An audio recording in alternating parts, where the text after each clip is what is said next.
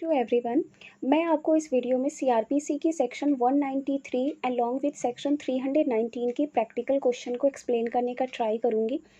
उससे पहले मैं आपको बताऊं कि आपको पता होगा कि सेक्शन 193 का प्रोविज़न क्या है। अगर आपको नहीं पता है तो एक बेसिक बस मैं इन्फॉर्मेशन दूंगी। वो क्या है, सेक्शन 193 जो होता है वो कोर्ट ऑफ सेशन को कॉग्निजेंस लेने की बात करता है और इसमें ये प्रोविज़न दिया हुआ है कि except as otherwise expressively provided under this code, या तो इस कोड में दिया हुआ हो या any other law for time being in force, court of session shall take cognizance. Court of session किसी भी ऑफेंस का कॉग्निजेंस ले सकता है as a court of original jurisdiction. As a मतलब कि वो कोर्ट ऑफ सेशन का ओरिजिनल जुरिडिक्शन है। कोर्ट ऑफ सेशन उस ऑफेंस का जुरिडिक्शन ले सकता है, बट उसका एक कंडीशन है, unless the case has been committed to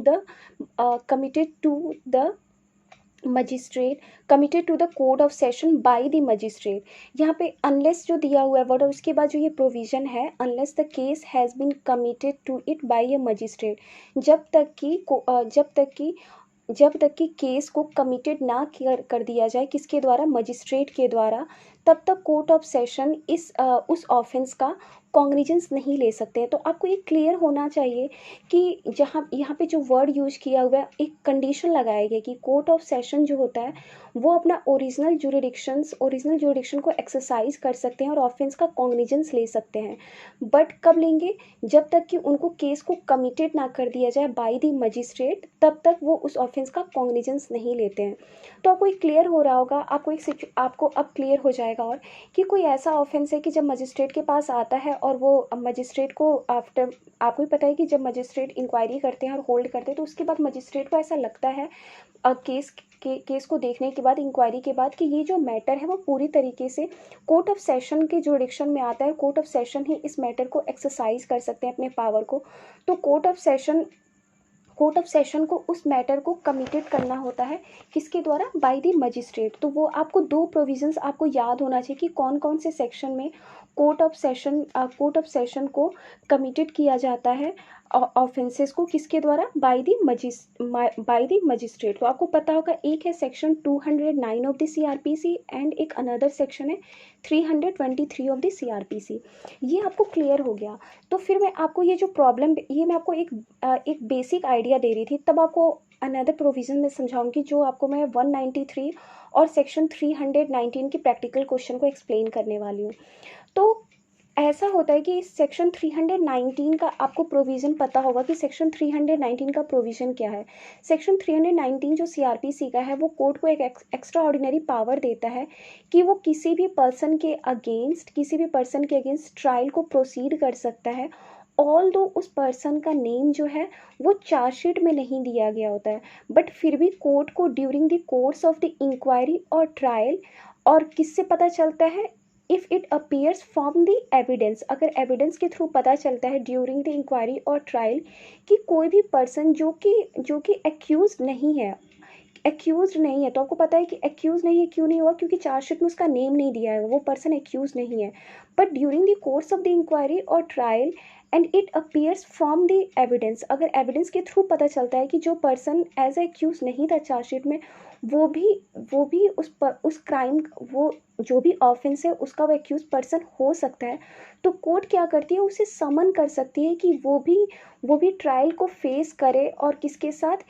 another accused person के साथ जिनके अगेंस्ट इंक्वायरी और ट्रायल चल रही होती है और जिनका नेम चार्जशीट में होता है। तो कोर्ट प्रोसीड कर सकती है उन अनदर पर्सन के अगेंस्ट भी जिनका नेम ऑल दो चार्जशीट में ना दिया गया हो, इवन तो एफआईआर में भी ना दिया हो। क्योंकि कई बार आपको प्रीवियस मेरे वीडियो भी देख लेंगे आप तो आपको और क्लियर हो जाएगा। क्योंकि कई बार ऐसा होता है कि एफआईआर में तो नेम दिया होता है,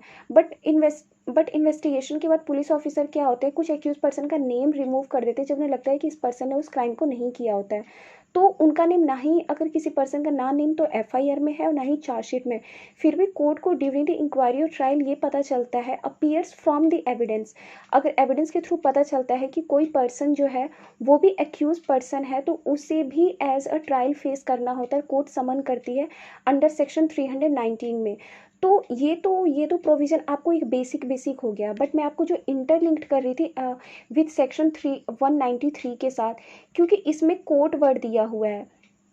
क्योंकि सेक्शन 319 को जो आप पढ़ेंगे तो वहाँ पे केवल ये दिया हुआ है कि कोर्ट के पास ये पावर होता है, वहाँ पे कहीं भी क्लियर नहीं दिया हुआ है कि मजिस्ट्रेट के पास होता है कि कोर्ट ऑफ सेशन के पास ये पावर होता है। तो आपको मैं अभी बता रही थी कि एक एक्स्ट्रा ऑर्डिनरी पावर जो होता है, जो कोर्ट ऑफ सेशन के पास होता है, कोर्ट ऑफ सेशन के पास जो ओरिजिनल जुरिडिक्शन होता है, जब मैटर को कमिटेड किया जाता है किसके द्वारा, बाय द मजिस्ट्रेट के द्वारा कोर्ट ऑफ सेशन को, कि ये मैटर जो है वो एक्सक्लूसिवली आपके द्वारा ट्रायल किया जाने वाला है, तो कोर्ट ऑफ सेशन उस ऑफेंस का कॉग्निजेंस लेते हैं। तो जब 193 में ये पावर है और जब 209 एंड 323 में अगर कोर्ट ऑफ सेशन को मैटर को कमिटेड कर दिया गया है बाय द मजिस्ट्रेट के द्वारा, तो अगर कोर्ट ऑफ सेशन को लगता है कि हाँ ये कि कोई अनदर एक्यूज पर्सन भी, अगर उसे कोर्ट ऑफ सेशन को लगता है कि हाँ अगर कोई person as a accused person है, तो कोर्ट वेट नहीं करती है कौन से स्टेज की, इंक्वायरी और ट्रायल के स्टेज को वेट नहीं करती है, जो कि सेक्शन 319 में इंक्वायरी और ट्रायल के स्टेज को दिया हुआ है। कोर्ट ऑफ सेशन वहाँ पे उस स्टेज को वेट नहीं करती है, और इवन अपनी जो एक्स्ट्रा जो उसका जुरिडिक्शन होता है, कोर्ट ऑफ सेशन का जो ओरिजिनल जुरिडिक्शन होता है 193 में, वहाँ पे इस पावर को एक्सरसाइज करती है सेक्शन 193 में, और किसी भी पर्सन को as a accused person include कर सकती है कोर्ट ऑफ सेशन, अगर कोर्ट ऑफ सेशन को लगता है तो ये आपको बेयर प्रोविज़न में तो नहीं दिया हुआ है सेक्शन 193 में, मैंने आपको सेक्शन 193 को एक्सप्लेन किया था। तो ये जो मैंने आपको बताया वो केस में हेल्ड किया गया था। तो सबसे पहले तो इसका केस ही था Kishun Singh versus state of Bihar, and then again इस केस को चैलेंज किया गया था, क्योंकि ये जो Kishun Singh versus state of Bihar का जो जजमेंट था वो 1993 का था। बाद में इस जजमेंट को फिर से चैलेंज किया गया था 2014 में भी, जो कि Dharampal versus state of Haryana. तो इसमें इशू ऑफ लॉ यही था कि कोर्ट ऑफ सेशन को क्या वेट करना पड़ता है कि स्टेज कहाँ कब, मतलब क्या कोर्ट ऑफ सेशन को वेट करना होता है कि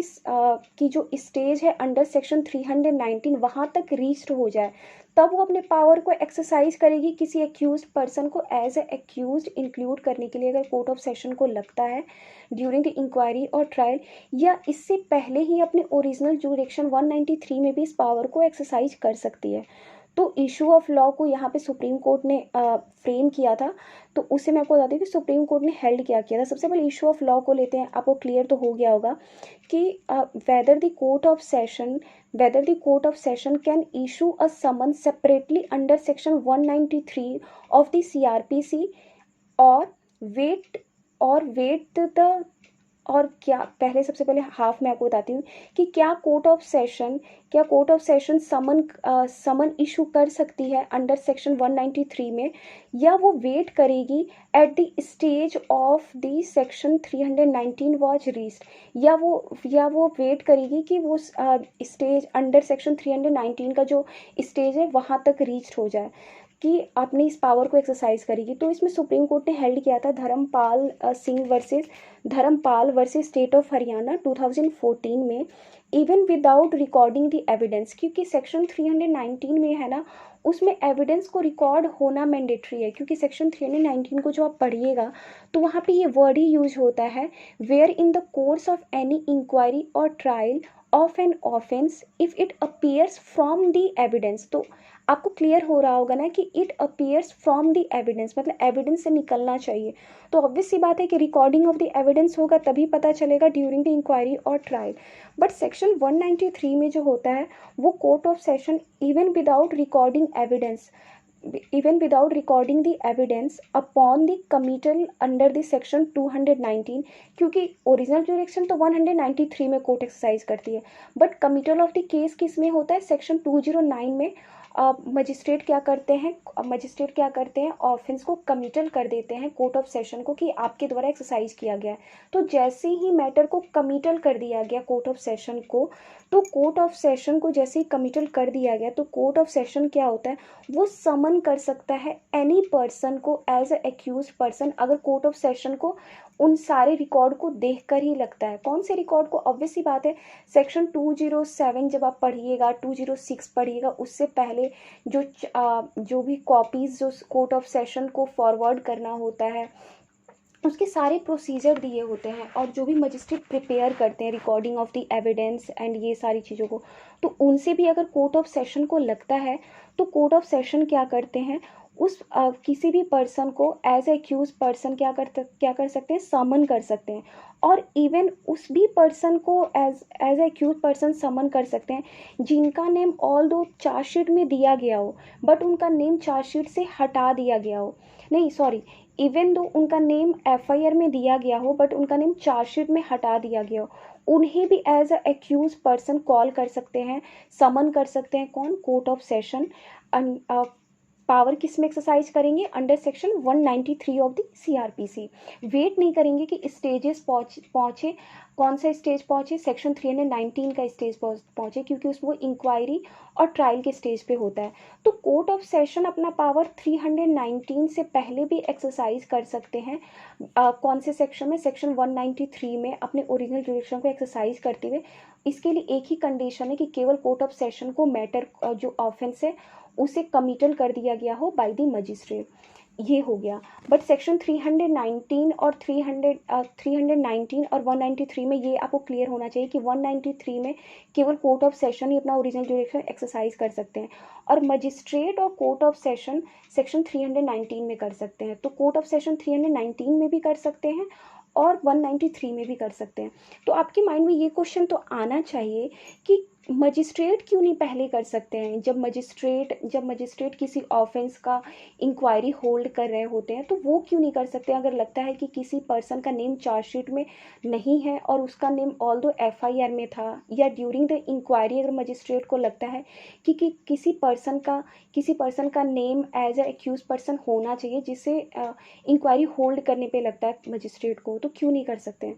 तो ये सारा प्रोविजंस को समझने के लिए आपको ये समझना होगा कि जब मजिस्ट्रेट अपनी पावर को एक्सरसाइज कर रहे होते हैं अंडर सेक्शन 207 एंड 208, ये केवल एक एडमिनिस्ट्रेटिव वर्क कर रहे होते हैं उसमें मजिस्ट्रेट, ना कि जुडिशियल वर्क कर रहे होते हैं। तो इसलिए मजिस्ट्रेट का जो पावर होता है वो फॉरबिडन हो जाता है, क्योंकि उन्हें ये पावर एक्सप्रेसिवली किस में दिया हुआ है? अंडर सेक्शन 319 में। तो इसलिए कोर्ट ऑफ सेशन 193 में तो कर सकते हैं, और मजिस्ट्रेट जो है वो 193 में नहीं कर सकते, क्योंकि उनका ओरिजिनल जुरिडिक्शन नहीं है। मजिस्ट्रेट को सेक्शन 319 में इस पावर को एक्सरसाइज करना होता है। अगर किसी पर्सन को लगता है कि as a accused person include किया जा सकता है तो उससे भी as a accused person include किया जाएगा, इवन दो उस पर्सन का नेम चार्जशीट में ना दिया हो, या अगर चार्जशीट में दिया गया